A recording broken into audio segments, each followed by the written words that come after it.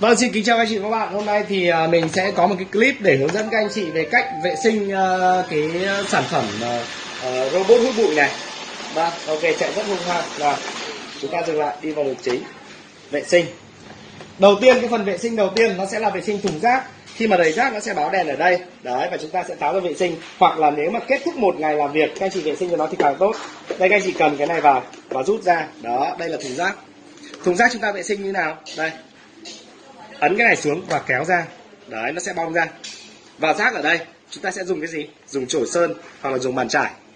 Ở đây. Đấy, vệ sinh cho nó sạch.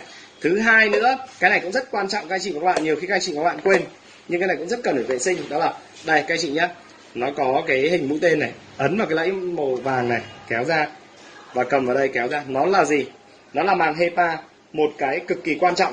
Bởi vì khi mà bụi được robot hút vào thì nó sẽ có cái màng này ngăn cách không cho bụi thoát trở lại ra ngoài. Đó, và thường xuyên là cái mặt này nó sẽ rất bẩn bởi vì nó sẽ là cái ngăn cách bụi ở đây, cho nên là hết một chu trình làm việc, hết một ngày làm việc hoặc như nào đó các anh chị và sẽ phải vệ sinh nó đi. Vệ sinh bằng cách nào? Vệ sinh thì đây, cũng bằng cái chổi sơn này, tuyệt đối không dùng nước. Các anh chị cố gắng ít dùng nước cho mình đây. Vậy này. Đó, và nếu có máy hút bụi thì mình già này, máy hút bụi thì bụi nó sẽ hết. Ok, xong phần thùng rác chúng ta lắp vào. Các anh chị và các bạn lưu ý nhé, lắp vào này, đây, hãy nhìn chiều của nó. Ok, xong thùng rác.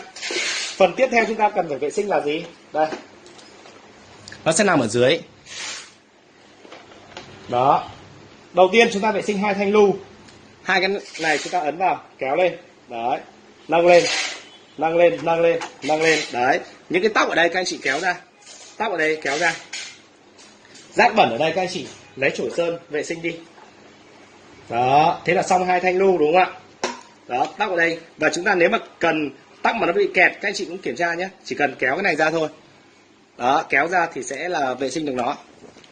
Ok, xong đến lúc lắp vào đây, trắng ở trên, xoay cái đầu này, đặt nó xuống, không cưỡng ép nó các anh chị và các bạn nhé, xoay và đặt và nó vào khớp thì nó sẽ xuống. Xong đó đến cái này, đây các anh chị và các bạn nhìn, cái này đẩy nó lên thôi, kéo nó lên, cứ dùng lực kéo nó lên, không sợ hỏng đâu ạ, bởi vì tất cả nó đều dùng bằng lẫy. Đây, đấy, rác nếu có ở đây chúng ta lại cũng bỏ đi, vứt đi. Đấy, đẩy ra.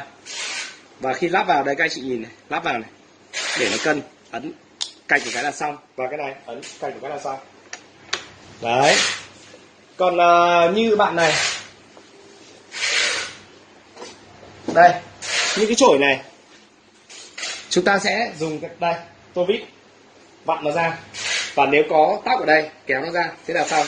Đó, từng đó những cái vệ sinh của iRobot thì sẽ giúp cho iRobot sẽ luôn sạch sẽ. Xin cảm ơn các anh chị và các bạn.